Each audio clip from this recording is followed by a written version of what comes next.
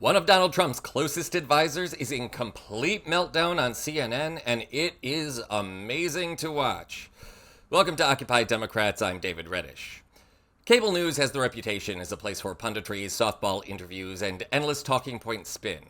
Well, how else is a network going to fill every moment of every day?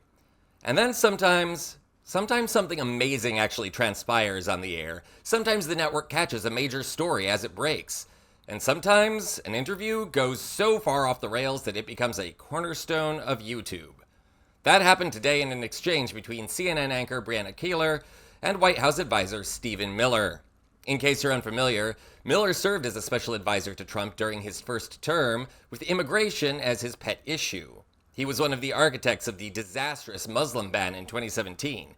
That came as no big surprise to anyone familiar with Stephen Miller's history. While studying political science at Duke University, he became close friends with Richard Spencer, the self-described neo-Nazi fascist who coined the term alt-right. Miller now denies their friendship despite considerable evidence to the contrary. Spencer and Miller certainly seem to align politically. Leaked emails from Miller in 2019, sent during the 2016 presidential campaign, outed Miller as a white supremacist, which any reasonable person already suspected, as well as having ties to Breitbart News, the Alex Jones conspiracy site InfoWars, more neo-Nazis, and more white supremacists. He's also known to have pushed false election conspiracies and, after a 2018 appearance on CNN, had to be removed from the building by security guards. Actually, can we just see that clip? This is still fun. Check this out. That's why, to prove the point, I was booked to talk about the very issues I'm just describing, and you're not even asking about them because they're not interesting facts to you. That's not true. I have plenty of questions on immigration. You've attempted to filibuster by talking about your flights with the president. I want to ask you a question because don't be condescending, Jake. Stephen, the president and the White House. The reason why I want to talk about the president and the White House. The reason why I want to talk about the president's experiences, what I've seen with him traveling to meet dozens of foreign leaders, with his incredible work. Okay, you're not answering the questions. No, I understand. You have 24 hours a day of anti-Trump material, and you're not going to give 3 minutes for the American people to hear the real experience of Donald Trump. There's one viewer that you care about right now, and you're being obsequious. You're being a factotum in order to please him, okay? No. And I think I've wasted enough of my viewers' time. Thank you, Stephen. As Republicans, lawmakers call for Attorney General Jeff Sessions to resign in a major reversal. So media savvy, that's Stephen Miller. Now, in Trump's second term, Miller has acted as the architect of most of Trump's executive orders and was often the one handing the actual order to Trump himself. In any case, in the years since Trump's first term, Miller's media skills have not improved. While appearing on CNN today with Brianna Keilar, Miller had a full-blown meltdown on the air. This interview didn't just go off the rails, it demolished the entire railroad. First, check out this bit about Doge and Elon Musk. This is not the big payoff, but it is important setup. Have a look. So who is in charge of Doge? The President of the United States. He's the administrator of Doge? No, the Doge is what was formerly U.S. Digital Services.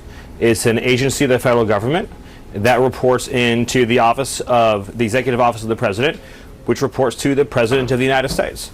Okay. The way that Article 2 works is a president wins an election, and then he appoints staff, including myself, including Mike Waltz, including Susie Wiles, including Elon Musk, and those staff report to him.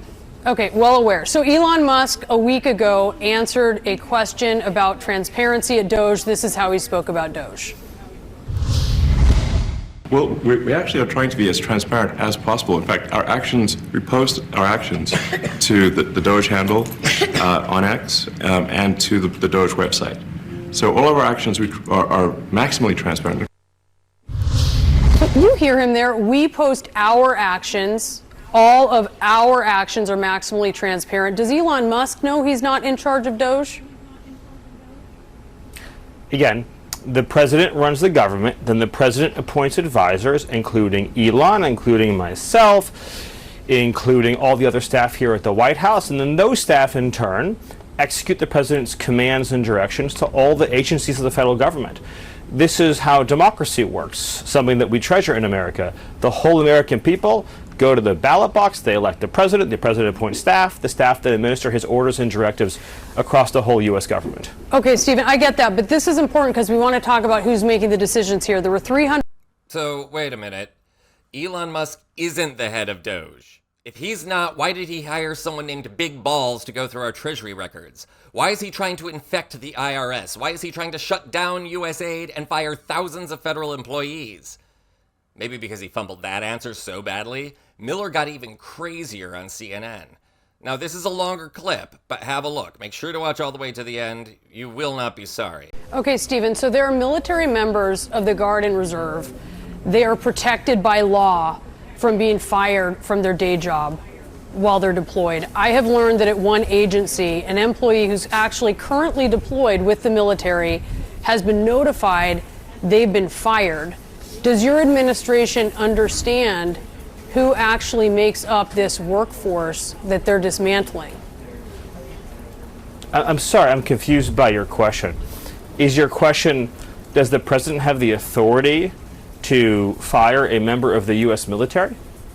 This is someone who is a federal employee and is currently deployed, who has government protection. As I'm sure you're aware, there's there are a lot laws of protecting that.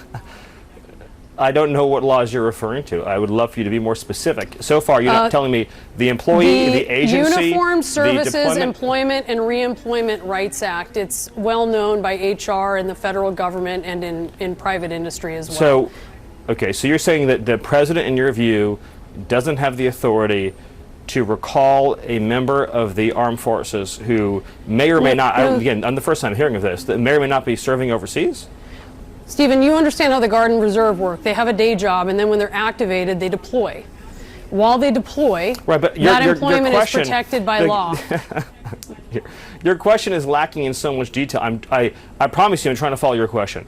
Are you asking me if the president has the authority to remove a member of the military who may be serving overseas? Is that your question? No, my question was... Okay, well, I don't know how much airtime you want to spend on this, but I'm not following your question. Well, I think it's an important one. I guess I'll determine how much airtime I spend on it, but does your administration understand who is in the federal workforce? Yes, we have such a broad question. Of course we understand who's in the federal workforce. And I'm happy to indulge all of these very histrionic questions about anyone who may or may not be fired. That it's 30% veterans? But I think that and that you have people who are deployed? The U.S. government has $36 trillion in debt. The interest payments on the debt exceed the national defense budget. The American people are exhausted and tired of watching their tax dollars be corruptly spent, abused, wasted, and in every sense robbed and stolen from them. This president, for the first time in history, is committed to restoring accountability at every level of the federal government. You may assert there's no waste in the Pentagon. You may assert there's no waste in Stephen, Treasury. I'm not you may assert there's no waste in HHS. That, Stephen, I don't think anyone... Then why are you not celebrating these cuts? If you agree there is waste, if you agree there is abuse, if you agree there is corruption, why are you not celebrating the cuts, the reforms that are being instituted? Every day that no action is taken, the entire salaries of American workers that are taxed disappear forever. Stephen, let's calm down. This is we're not having a debate. There's no reason about whether there are places. You are clearly trying to debate me, and I will be as excited as I want to be about the fact that we are saving Americans billions of dollars, that we are ending the theft and waste and grift and corruption, that we are stopping American taxpayer dollars from subsidizing a rogue federal bureaucracy that has been relentlessly weaponized against the American people. Does anyone else notice how Miller doesn't really answer questions? He just gets querulous and starts barking non sequitur junk? But then, he's an anti-Semitic white supremacist junk human being, so maybe we shouldn't be surprised that junk is all he can peddle? Trump might enjoy that junk, but the rest of us, not so much. This interview also shows that the veneer of Trump as all-powerful leader, the strongman image he wants to project, is cracking and fast. My advice? Just sit back and wait for the inevitable Miller-Musk-Trump explosion that leaves them all looking like Wile E. Coyote after tinkering with some dynamite. Somehow, it would make them all much easier to look at. I'm David Reddish.